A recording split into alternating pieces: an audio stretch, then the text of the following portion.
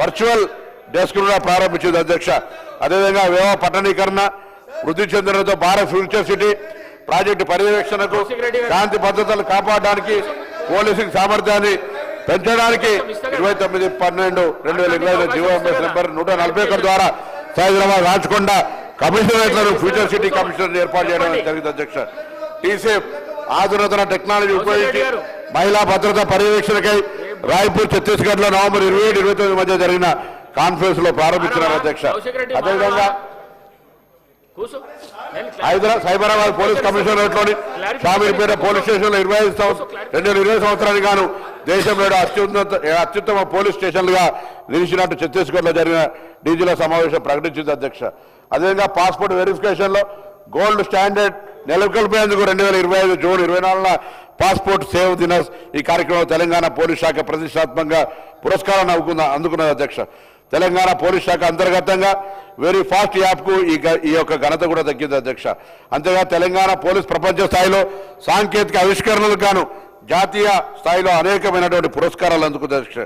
ఈరోజు తప్పకుండా తెలంగాణకు సంబంధించి మరి ఎక్కడెక్కడైతే మహిళలకు సంబంధించిన భద్రత కావచ్చు, సైబర్ క్రైమ్స్ కావచ్చు, మరి బెట్టింగ్ సంబంధించిన పాటుగా డ్రగ్స్ కొరకు ఒక ఈగల్ని ఏర్పాటు చేసి ఈరోజు బెట్టింగ్ను పూర్తి స్థాయిలో కంట్రోల్ చేసే విషయంగా మరి డ్రగ్స్కు సంబంధించి కూడా మన గౌరవ సభ్యులు మాట్లాడుతూ చెప్పిన ఆ డ్రగ్స్ మన రాష్ట్రంలో ఉత్పత్తి అయ్యేవి కావు అధ్యక్ష.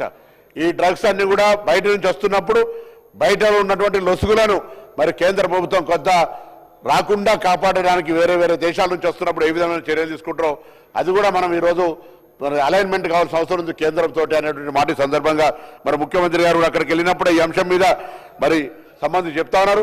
ఇలా సైబర్ క్రైమ్ సంబంధించి కేంద్ర హోంశాఖ సహాయ మంత్రి ఇన్ఛార్జిగా బండి సంజయ్ గారు ఈ వ్యవహారం చూస్తూ ఉన్నారు. వారి దృష్టి కూడా అనేక సందర్భాల్లో తీసుకొని సాంకేతిక పరంగా మనకు కావాల్సినటువంటి తీసుకొని పోయే విధంగా చేస్తా ఉన్నాం అధ్యక్ష.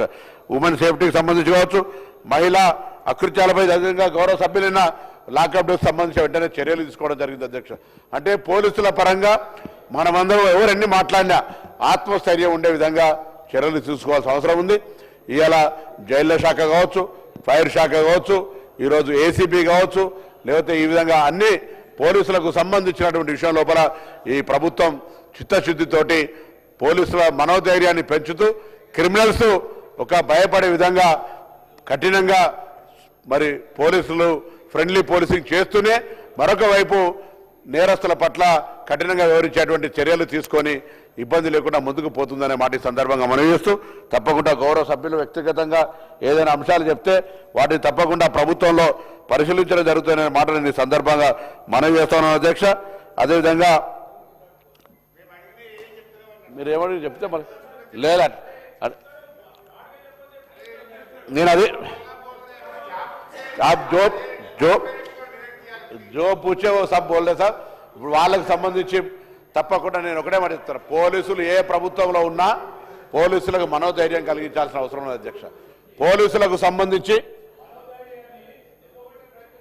పోలీసులకు సంబంధించి వాళ్ళ ప్రభుత్వంలో ఉన్నప్పుడు అధ్యక్ష ఈరోజు పోలీసులకు సంబంధించి అవినీతి మాట్లాడతారు అధ్యక్ష. గతంలో పోలీసులకు సంబంధించి ఎమ్మెల్యే ఎంపీ లెటర్లు ఇస్తే ట్రాన్స్ఫర్ చేసింది, ఇలా అట్లా జరుగుతలేదు అధ్యక్ష. తప్పకుండా అట్లన్నట్టుండే ఒకటి ఆధారపూరితంగా చెప్పి చర్య తీసుకునే విధంగా ప్రయత్నం చేయండి. ఆధారం అటువంటిది ఉంటే తప్పకుండా అది చాలా పొరపాటు అటువంటిది ఉంటే మనం మళ్ళీ చెప్తాను, పోలీసులకు సంబంధించి పారదర్శకంగా ఆదర్శంగా మనం పోలీసింగ్ను వాడుకోవాల్సిన అవసరం ఉంది. పోలీసులు ఈరోజు రాష్ట్రంలో శాంతి భద్రతలకు సంబంధించిన విషయంలో వాళ్ళగా ప్రధానమైనటువంటి బాధ్యత పోషించే వాళ్ళు కాబట్టి ఆ దిశలో మన వైఖరి ఉండాలి.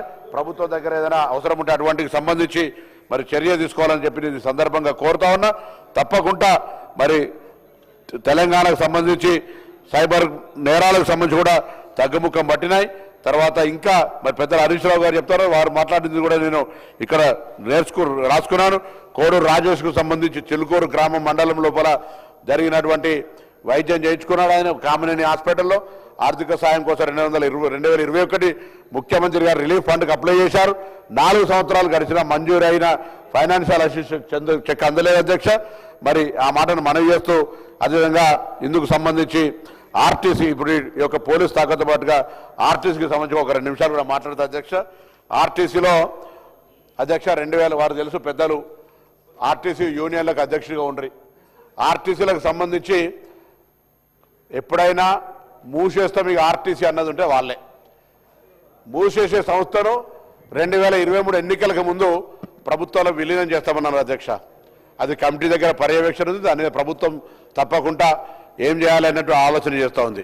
వారు అడిగిన 2 ప్రధాన ప్రశ్నలకు నేను కార్మిక సంఘాలకు కానీ ఉద్యోగస్తులకు కానీ యాజమాన్యానికి కూడా ఒక స్పష్టత ప్రభుత్వ పక్షాన ఈరోజు ఆర్టీసీ విలీనానికి సంబంధించి